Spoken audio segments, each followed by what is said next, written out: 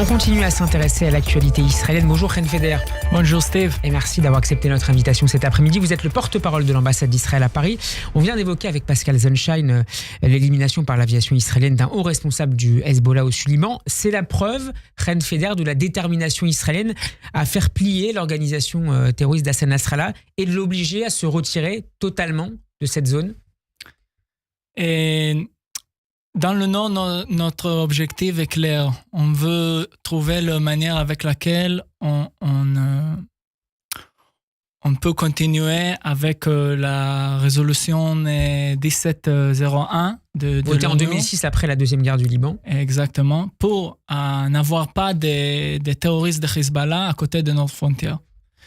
Nous, comme ambassade d'Israël en France et comme ministère des Affaires étrangères, on essaie de trouver des façons avec nos alliés et des façons, on peut dire, diplomatiques pour obtenir cet objectif. Mais en même temps, et si on ne trouve pas ce schéma diplomatique, on va continuer avec notre armée pour obtenir cet objectif. Un chemin diplomatique, dites-vous, notamment à côté de la France ? Notamment à côté de la France, des États-Unis, et d'Angleterre et d'Allemagne. Dans ce cadre-là, Chen Feder, est-ce qu'Israël pourrait accepter que le Hezbollah ne se retire qu'à 10 km de la frontière, comme l'aurait proposé le ministre français des Affaires étrangères, Stéphane Séjourné, lors de sa dernière tournée dans la région ? Et sans entrer dans le spécificité, on ne peut pas vraiment accepter une situation où le Hezbollah peut tirer sur le nord d'Israël. On veut relancer l'éducation dans le nord d'Israël et trouver la manière avec laquelle on peut avoir nos citoyens dans leur ville et au nord d'Israël. Ce qui veut dire que ça sera l'application de toute la résolution 1701 ou un chemin, non pas diplomatique, mais militaire pour résoudre cette crise. J'espère que ça sera...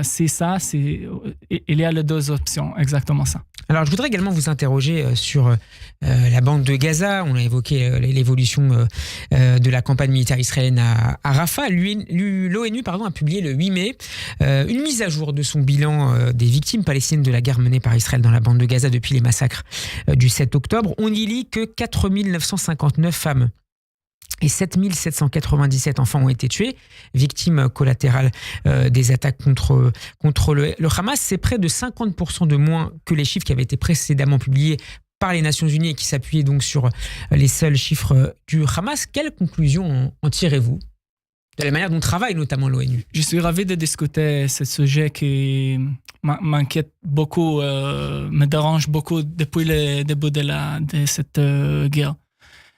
Il